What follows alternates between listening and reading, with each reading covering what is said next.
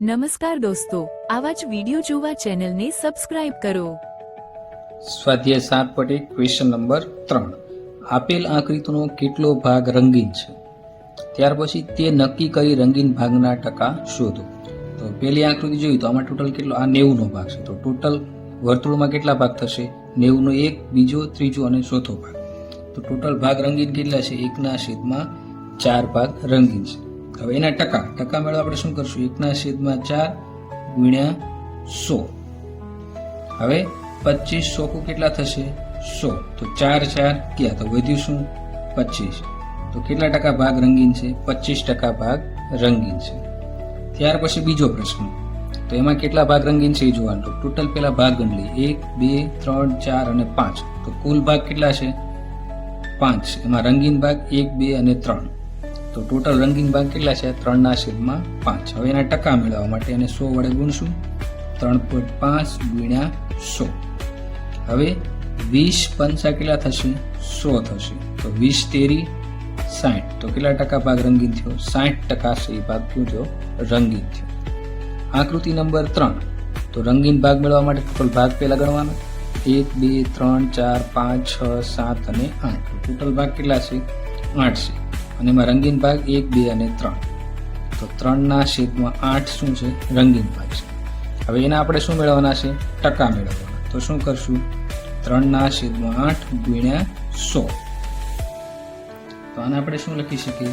100 ની જગ્યાએ 25 ગુણ્યા 4, 8 ની જગ્યાએ 4 ગુણ્યા 2. તો શું થશે? 8 ની જગ્યાએ 4 ગુણ્યા 2. તો 4 ગયા, તો શું વધ્યું ઉપર? 25 તેરી. 25 તેરી કેટલા થશે? 75. છેદમાં કેટલા આવશે? 2. તો 75 ના અડધા કેટલા થશે? તમે 2 વડે ભાગશો તો શું આવશે? 37.5%. અને 2 વડે ભાગો એટલે 37.5% આવશે. હવે ક્વેશ્ચન નંબર 4 શોધો. એમાં પહેલો પ્રશ્ન છે 250 ના 15%.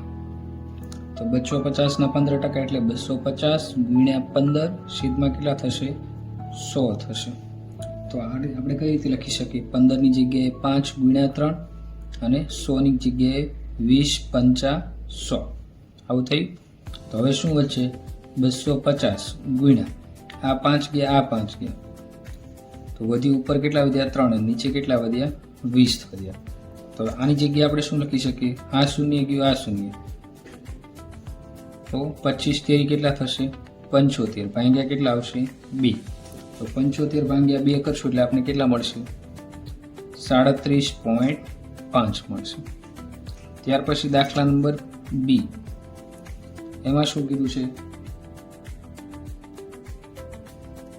1 કલાકના 1%. તો 1 કલાકના 1% એટલે શું થશે? તો પહેલા આપણે 1 કલાકની મિનિટ કેટલી થઈ જોઈએ? 1 કલાક બરાબર કેટલી મિનિટ થશે? 60 મિનિટ થશે. તો હવે શું લખશું? 60 ગુણ્યા 1%. તો 1/100. તો આ શૂન્ય ગયું, આ શૂન્ય. વધ્યું કેટલું? આ 6 ની જગ્યાએ 3 ગુણ્યા 2, 10 ની જગ્યાએ 5 ગુણ્યા 2. તો 2 નીકળી જાય. તો વચ્ચે શું? 3/5 વધશે. હવે મિનિટને પછી આ શું? 3/5 શું આવી? મિનિટ. હવે એને સેકન્ડમાં ફેરવશું. તો 1 મિનિટ બરાબર કેટલી સેકન્ડ થાય? 60 સેકન્ડ. 1 મિનિટ બરાબર 60 સેકન્ડ. તો 3.5 એ કેટલી? તો 3.5 ગુણ્યા 60. હવે 12 પંચા કેટલા થશે? 60. તો 5 નીકળી ગયા. તો 12 તેરી કેટલા થશે? 36. તો શું જવાબ આવશે? 36 સેકન્ડ. ત્યાર પછી દાખલા નંબર સી. માં કીધું છે 2500 ના 20%. તો શું કરશું? 2500 ગુણ્યા 20 છેદમાં 100. તો આ શૂન્ય ગયું, આ શૂન્ય, આ શૂન્ય ગયું, આ શૂન્ય. હવે 25 દુ 50 અને આ શૂન્ય. તો શું થશે? 25 ગુણ્યા 20 કરશો એટલે તમને કેટલા મળશે? 500 મળશે. ત્યાર પછી દાખલા નંબર ડી. માં શું કીધું છે તમને? 1 કિલોના 75%. 1 કિલો એટલે 1 ગુણ્યા 75 છેદમાં 100. તો 75 એકા કેટલા થશે? 75. તો 75/100. હવે જો અહીંયા બે શૂન્ય છે તો બે આંકડા પછી આપણે શું મૂકી દેવાનું? પોઈન્ટ. 0.75 કેજી થાય, કિલોગ્રામ. હવે કિલોગ્રામને આપણે ગ્રામમાં ફેરવશું તો 1 કિલો બરાબર કેટલા થશે? 1000 ગ્રામ. તો આપણે 1 કિલોના કેટલા એડ કરવાના? 75%. તો અહીંયાથી શું થશે? અહીંયા જે આપણે 0.75 કિલો મળે એને શું કરવું પડશે? 1000 વડે ગુણવું પડશે. તો 0.75 ગુણ્યા 1000. હવે આમાં 3 શૂન્ય છે તો આપણે શું કરશું? 3 આંકડા મૂકશું અને પોઈન્ટ કાઢી નાખશું. તો 750. આ બેનો ગુણાકાર કરશું શું મળશે? 750 ગ્રામ મળશે. ધોરણ 7 સ્વાધ્યાય 7.1 ક્વેશ્ચન 5. એના પહેલા આપણે થોડીક સમજૂતી મેળવીએ. માનો કે આપણે એવી રકમ આપી 10/100. તો આ એક શૂન્ય ઉડી ગયું. હવે ઉપર કેટલા વધ્યા? 1 અને નીચે કેટલા વધ્યા? 10. હવે 10 સાથે 1 શૂન્ય હોય તો 1 શૂન્ય હોય તો પોઈન્ટ પછી તમારે એક આંકડો કરીને 0.1 લખી શકો. માનો કે બીજી રકમ તમને આવી આપી છે કે 225/1000. તો અહીં કેટલા શૂન્ય છે? 1 હોય આની સાથે શૂન્ય હોય તો 3 શૂન્ય છે. તો પોઈન્ટ પછી 3 આંકડા શું આવવા જોઈએ? તો 0.225 આવું લખી શકો. હવે માનો કે તમને ત્રીજો આવું આપ્યું છે 4/100. તો કેટલા શૂન્ય છે નીચે? 2. તો આને તમે કઈ રીતે લખશો? પોઈન્ટ અને પોઈન્ટ પછી 2 શૂન્ય છે, 100 છે એટલે 2 શૂન્ય એટલે પોઈન્ટ પછી 2 આંકડા, 0.44. આવી રીતે તમે એને લખી શકો. હવે આપણે ક્વેશ્ચન 5 શરૂ કરીએ. ક્વેશ્ચન 5. કુલ રાશિ શોધો કે જેના એમાં એ શું આપ્યું છે? 5% બરાબર 600 થાય. હવે આ રીતે આપ્યું છે તો આપણે આને શું લખી શકીએ? માનો કે ધારો કે કુલ રાશિ x છે. ધારો કે કુલ રાશિ x છે તો શું થશે? x ના 5% બરાબર 600. તો x ના 5% બરાબર 600. તો આને કઈ રીતે લખાશે? x ગુણ્યા 5/100 બરાબર કેટલા થશે? 600. આવું થયું. હવે આ 100 ની જગ્યાએ 20 ગુણ્યા 5 લખી શકીએ અને આ 5. તો 5 ઉડી ગયા તો શું વધ્યું? x બરાબર. હવે આ 600 હતા એમના. આ જે છેદમાં હોય એ 600 સાથે શેમાં થશે? ગુણાકારમાં. તો x બરાબર કેટલા આવશે? 6 દુ 12 અને આ 2 શૂન્ય પાછળ લગાડી દેવાના. તો x બરાબર આપણે કેટલા મળ્યા? 12. તો શું લખશું? કુલ રાશિ કેટલી હશે? 12000 હશે. હવે બી માં શું કીધું છે તમને? 12% બરાબર ₹1080 થાય. તો ધારો કે રાશિ જે ઉપર કર્યું તે એવું જ કરવાનું. ધારો કે રાશિ ₹x છે. તેથી શું થશે? x ના 12% બરાબર 1080. તો હવે શું લખી શકશું? x એમ નામ ગુણ્યા 12 ની જગ્યાએ 12/100 કેમ કે ટકા છે એટલે બરાબર 1080 આવું લખી શકશો. હવે અહીં શું લખશો? 50 ગુણ્યા 2 અને અહીં શું લખી શકશો? 6 ગુણ્યા 2. હવે 50 ગુણ્યા 2 એટલે કેટલા થશે? 100 અને 6 ગુણ્યા 2 એટલે 12. તો આ 2 ઉડી ગયા. તો હવે શું વધ્યું? 6 અને x છેદમાં કેટલા વધ્યા? 50 બરાબર 1080. હવે આ 50 છેદમાં તો એ સામે કેવા જશે? ગુણાકારમાં. તો 6x બરાબર 1080 ગુણ્યા 50 થઈ ગયું. હવે x બરાબર શું થશે? 1080 ગુણ્યા 50.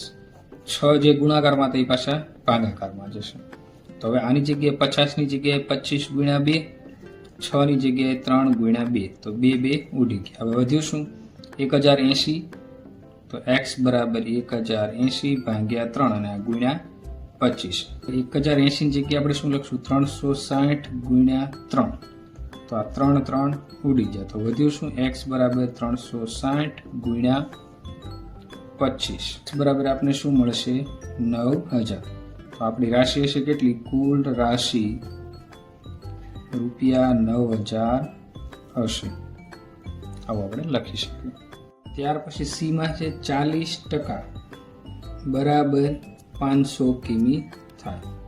તો લખવાનું ધારો કે રાશિ અથવા કિલોમીટર. રાશિ એટલે શું થયું? એકમનું માપ થયું. રાશિ અથવા કિમી બરાબર x છે. તો શું લખશું આપણે? x ના 40%. x ના 40% બરાબર 500. હવે ટકા દૂર કરવા આપણે શું કરશું? x ગુણ્યા 40 છેદમાં 100 બરાબર 500. હવે આ શૂન્ય ઉડી ગયું, આ શૂન્ય ઉડી ગયું. હવે વધ્યું શું?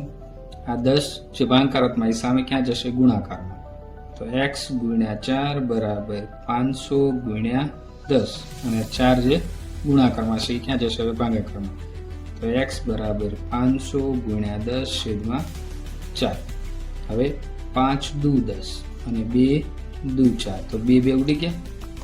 હવે અહીં 500 છે તો 500 ની જગ્યાએ આપણે શું લખશું? 250 ગુણ્યા 2 તો આ 2 ઉડી ગયા. તો વધ્યું શું? x બરાબર 250 ગુણ્યા 5 તો 25 પંચા કેટલા થશે? 125. 25 પંચા 125 અને આ શૂન્ય પાછળ મૂકી દેવા. તો કુલ રાશિ બરાબર 1250 કિમી. હવે ડી શું કીધું? 70% બરાબર 14 મિનિટ. તો ધારો કે કુલ રાશિ અથવા મિનિટ બરાબર x છે. તો x ના કેટલા થશે? ઉપર જેવું કર્યું છે x ના 70% બરાબર 14 મિનિટ. તો x ગુણ્યા 70 છેદમાં કેટલા આવશે? 100 બરાબર 14. હવે આ શૂન્ય ઉડી ગયું, આ શૂન્ય. તો વધ્યું શું? 7x બરાબર 14. આ છેદમાં થાય ક્યાં જશે? ગુણાકાર. છેદમાં 14 ગુણ્યા 10 છેદમાં 7. હવે 7 દુ 14 તો x બરાબર શું આવશે? 20 મિનિટ. તો કુલ રાશિ અથવા મિનિટ કેટલી હશે? 20 હશે. ત્યાર પછી છે 8% બરાબર 40 લીટર થાય. આપણે લખશું ધારો કે કુલ રાશિ બરાબર x છે. તો આપણે શું કરશું? x ગુણ્યા 8% બરાબર 40 લીટર. તો x ગુણ્યા શું થશે? 8 છેદમાં કેટલા આવશે? 100 બરાબર 40. હવે આપણને ખબર છે કે 25 ચોખ્ખું કેટલા થાય? 100 થાય. અને 4 ગુણ્યા 2 કેટલા થાય? 8 થાય. તો 4 ઉડી ગયા. તો અહીંયા કેટલા વધ્યા? 2 અને x બરાબર 40. એમના આ 25 જે ભાગાકારમાં થાય 40 શેમાં આવશે? ગુણાકારમાં. હવે x બરાબર 40 ગુણ્યા 25 છેદમાં આ 2 ગુણાકારમાં થાય ક્યાં જશે? ભાગાકારમાં. હવે 20 દુ કેટલા થશે? 40. તો 2 ઉડી ગયા.